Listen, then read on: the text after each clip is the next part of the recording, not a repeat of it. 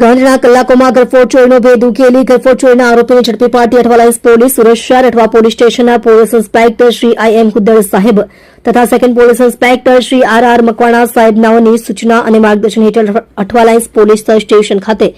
દાખલ થયેલ પાર્ટ એ ગુનો રજિસ્ટર્ડ નંબર 2026 ભારતીય ન્યાય સંહિતા 1/2023 ની કલમ 305A 331(2) 3 4 મુજબનો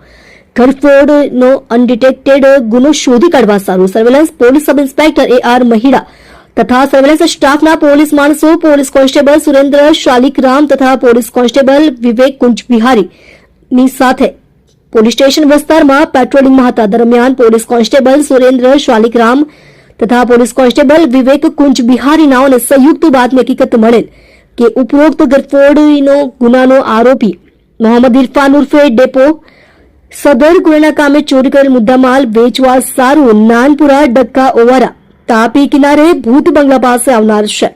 જે બાતમીના આધારે ગરફોડ ચોરીના આરોપી નામે મોહમ્મદ ઇરફાન ઉર્ફે ડેપો મોહમ્મદ ઇકબાલ હાફેઝી ઉંમર વર્ષ 41 ધંધો રિક્ષા ડ્રાઇવિંગ રહે બિલ્ડિંગ નંબર 33 ઘર નંબર 14 ગોલ્ડન આવાસ ભેસ્તાન સુરત શહેરવાળાને ગણતરીના કલાકોમાં જ પકડી પાડી ગરફોડ ચોરીમાં ગયેલ મુદ્દામાલ રિકવર કરી અઠવા લાઇન્સ પોલીસ સ્ટેશન ખાતે દાખલ થયેલ ગુનો રજિસ્ટર્ડ નંબર પાર્ટ એ ગુનો રજિસ્ટર્ડ નંબર 2026 ભારતીય ન્યાય સંહિતા 1/2023 ની કલમ 305A 331(2) 3 4 મુજબના ગુનાનો ભેદ ઉકેલી પ્રશંસનીય કામગીરી કરેલ છે.